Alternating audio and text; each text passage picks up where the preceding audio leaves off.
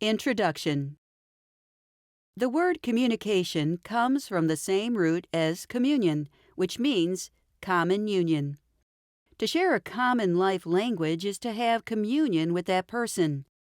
It is an intimate and completing experience, similar to communion with God. Peter Drucker, often called the father of American management, claims that 80% of all management problems are a result of faulty communications. Most leading marriage counselors say that at least 90% of all marital problems and divorces result from faulty communications between mates. Criminologists tell us that 90% of all criminals have difficulty communicating with other people. Have you ever felt as if you and your mate are speaking different languages when you try to communicate? No matter what you say or do, it seems your spouse takes it the wrong way. And it seems every time your mate says or does anything, it feels like an insult or a put-down.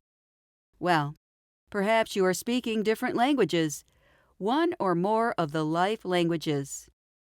When God confused the language of the people on earth at the Tower of Babel, He did an almighty excellent job of it.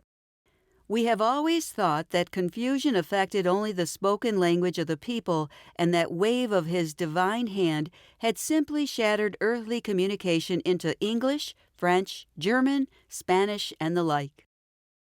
Although that is true, language is much more than mere words.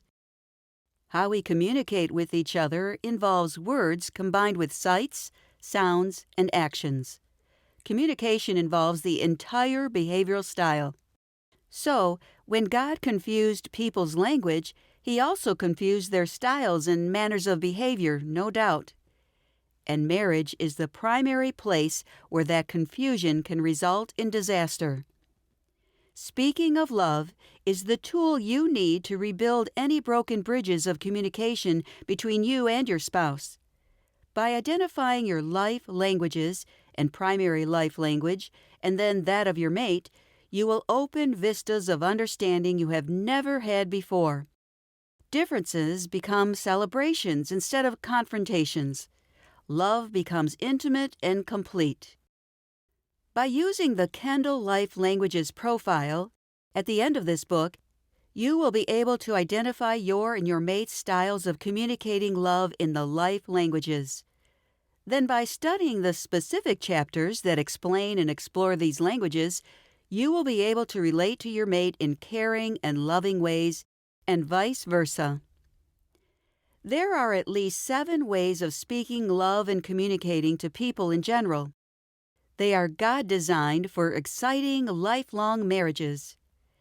Discover your unique primary life language from God now by reading Speaking of Love.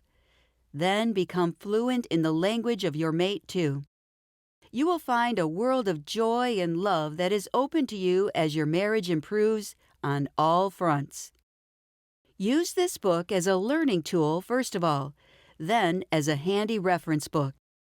We want it to be a companion to your marriage, a friend, and even an interpreter.